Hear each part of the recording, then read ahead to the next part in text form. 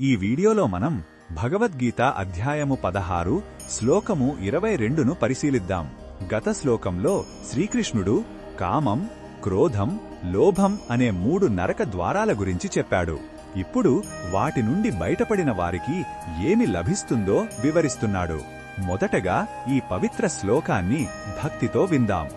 ఏతైర్విముక్తః కౌంతేయ తమోద్వారైస్త్రిభినరః ఆచరత్యాత్మనః శ్రేయస్తతో యాతి పరాం గతిం.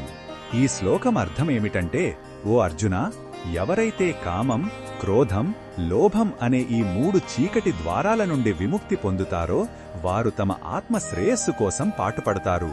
ఆ విధంగా వారు ఉత్తమమైన గతిని అంటే మోక్షాన్ని పొందుతారు.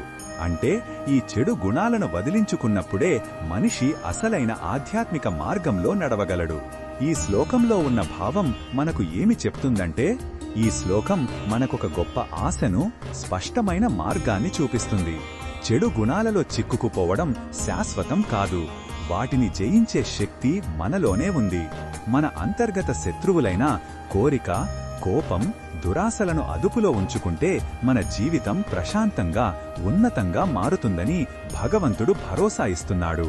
ఈ బోధనను మన దైనందిన జీవితంలో ఎలా ఉపయోగించుకోవచ్చంటే, మన రోజువారీ జీవితంలో ఆఫీసులో గాని, ఇంట్లో గాని కోపం వచ్చినప్పుడు లేదా అత్యాశ కలిగినప్పుడు ఒక్క క్షణం ఆగి ఆలోచించాలి.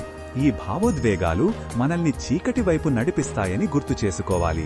వాటికి బానిస కాకుండా మనల్ని మనం నియంత్రించుకుని ధర్మ మార్గంలో నడిస్తే మన సంబంధాలు మెరుగుపడతాయి, మనసుకు శాంతి లభిస్తుంది.